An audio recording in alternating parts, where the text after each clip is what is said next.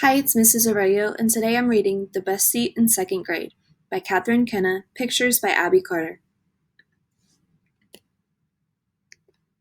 Hamster Helper. Sam had the best seat in second grade. He sat at the back of room 75. He did not sit near the globe, or the dinosaur models, or the paper pioneer fort. Sam sat beside George Washington. George Washington was small and round and the color of honey, and he sneezed. George Washington was a hamster. Sam loved George Washington more than anything else at school. George Washington was Sam's favorite subject. Sam's teacher, Mr. Hopper, asked, "Who knows something about lava?" "It pops out of volcanoes," said Sam, "the way George Washington pops out of his nest." Someone in the front row giggled. "Good answer," said Mr. Hopper. Every Monday, Mr. Hopper picked a new hamster helper. The hamster helper got to feed George Washington. The hamster helper got to make toys out of boxes and tubes. The hamster helper got to play with George Washington. "Please, please, oh please," Sam groaned. "Pick me." He crossed his fingers and held his breath. Mr. Hopper reached into the bowl of names. "Miguel," he said. "You are a new hamster helper." "Oh boy," said Miguel. "Oh no," said Sam. "It's never my turn." Sam was tired of waiting to be hamster helper. He was sure George Washington was tired of his cage. Sam wanted to show George Washington the world outside of room 75. "Don't forget," Mr. Hopper reminded his class. "Tomorrow is our trip to the Science Museum. Bring your coats, bring your lunches, and bring your permission slips." Sam decided to bring something extra. Pocket Writer. The Science Museum was busy and bright and crowded. "Stay in your groups," called Mr. Hopper. "The animal sticker on your name tag will tell you which group you are in. Grasshoppers stick together, frogs stick together, dolphins stick together. We don't want anyone to get lost." "Sam," said Nina, "where is your name tag?" "In my coat," Sam replied. He reached deep into his pocket and patted George Washington. Sam looked at the sticker on his name tag. "I'm a grasshopper." "Good," said Nina. "I am too."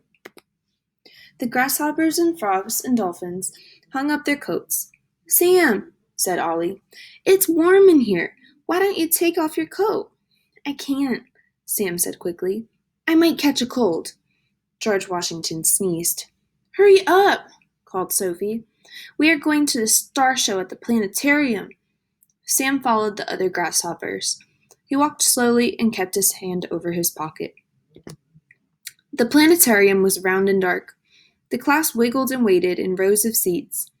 When the first star twinkled above, Sam took George Washington out of his pocket. "Make a wish," he whispered. George Washington sneezed. No one noticed George Washington. When the grasshoppers whirled through the wind tunnel, George Washington's whiskers blew backward. When the grasshoppers made faces in front of the funny mirrors, George Washington looked like a furry beach ball with huge eyes. No one noticed George Washington. The grasshoppers climbed through a giant seashell. They peered into homes of the future. They poked and laughed at bubbles that were blast. George Washington watched and listened and sneezed.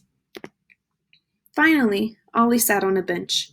"I can't walk another step," he said. "I'm hungry," said Nina. "I'm thirsty," said Miguel. "Me too," grumbled Sophie.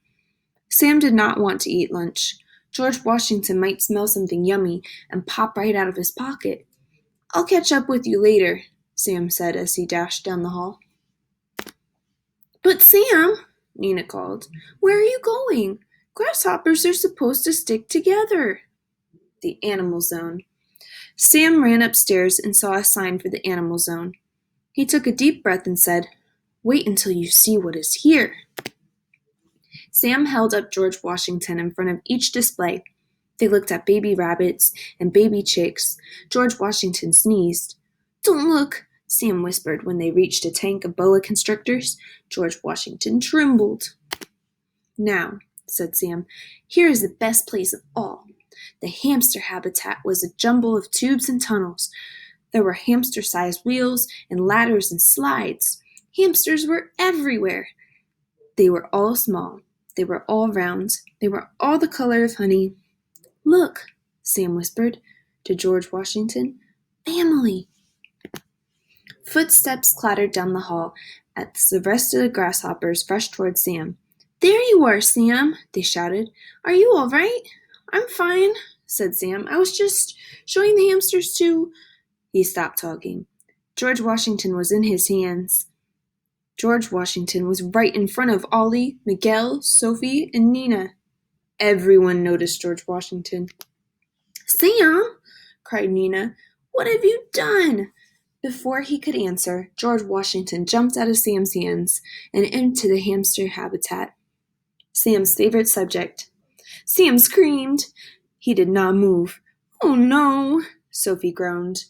Ollie yelled at Sam. Nina yelled at Ollie. Miguel shouted, "Help!" Mr. Hopper hurried up the stairs to the animal zone. The frogs and dolphins followed right behind him. "What's wrong?" called Mr. Hopper.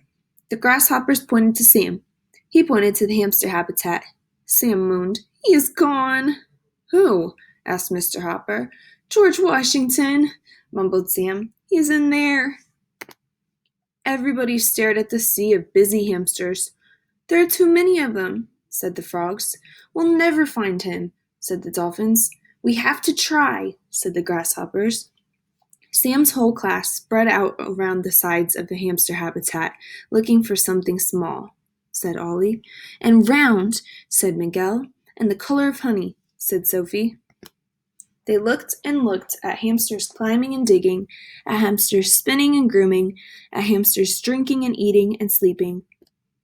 Sam stood still and watched one nest shake and tremble like a volcano. Suddenly, a hamster popped out of the nest just like lava. The hamster was small and round and the color of honey, and it sneezed. "George Washington!" cried Sam. He reached down and scooped their hamster into his hands. Nina said, "I knew we'd find him. George Washington is Sam's favorite subject." The next day, Sam carried George Washington's cage to the front of room 75. "I think he might be safer near you," he said. Mr. Hopper smiled. "Good idea." Sam walked slowly back to his seat. "Class," asked Mr. Hopper, "can you think of anything else we should move up front?" "Sam!" yelled the frogs and dolphins and all the grasshoppers. "Good answer," said Mr. Hopper. George Washington sneezed. Sam grinned and pushed his desk to the front of room 75. For the rest of the year, he sat between his teacher and George Washington. Sam had the best seat in second grade. And that's the end. Thank you for listening.